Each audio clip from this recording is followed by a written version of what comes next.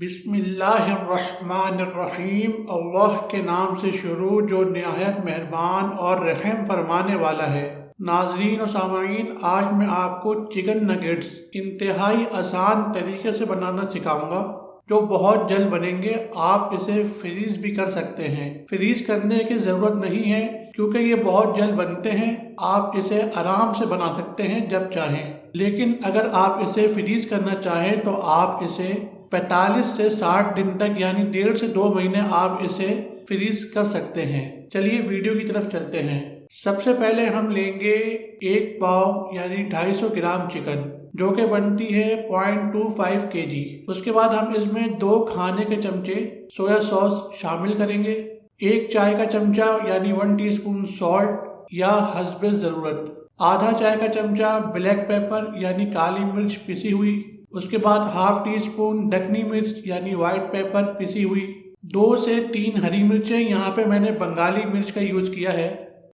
लहसुन के 2 जवे यानी गार्लिक क्लॉव्स, यहाँ पे हम 2 इस्तेमाल करेंगे। अदरक आप देख सकते हैं कितना बड़ा पीस लिया है, या आप इतना बड़ा पीस ले लें। अब इन सब को आप ग्राइंड कर लें, इसका कीमा बना लें यानी इसकी मिक्सिंग भी अच्छी तरह हो जाए। तो इस तरह से ग्राइंड कीजिएगा कि इसकी मिक्सिंग भी अच्छी तरह हो जाए। तो अब हम इसे नगेट्स की शक्ल देंगे यानी शेप देंगे। कोई भी शेप आप दे सकते हैं, कोई ज़रूरी नहीं है कोई मखसूस आप शक्ल दें तो नगेट्स कहलाएंगे। टेस्ट आपका वही रहेगा, शक्ल आप कोई भी दे दें। अगर आप ये शक्ल देना चाहते हैं तो आप ये भी दे सकते हैं। इसी तरह बड़े आसान तरीके से इसे शक्ल दे दी जाती है। कोई ज़रूरी नहीं है कि आप यही शक्ल दें, आप कोई भी शक्ल दे सकते हैं। बहुत ही मज़े के बनते हैं तब भी। अब हम इसके लिए लेंगे ब्रेड क्रम्स। देखिए, ब्रेड क्रम्स बनाने का बड़ा आसान तरीका है। इसकी रेसिपी भी मैं आपको इंशाल्लाह ज़रूर बताऊंगा।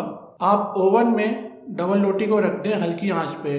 जब ये क्रिस्पी हो जाए तो आप इसे ग्राइंड कर लें और आपके ब्रेड क्रम्स तैयार हैं। आप चाहें तो बने बनाए भी बाहर से ले सकते हैं।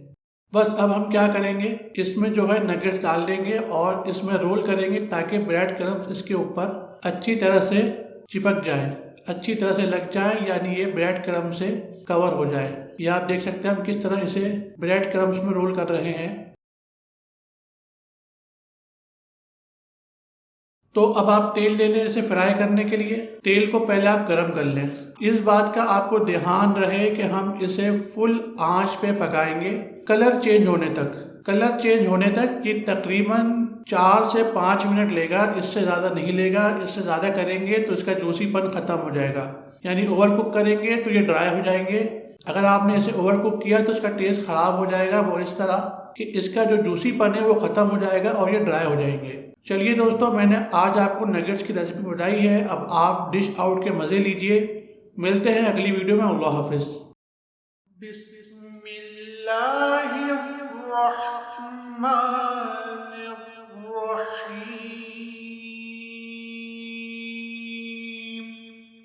रब्बुल मशरिक़ैनि व रब्बुल मग़रिबैन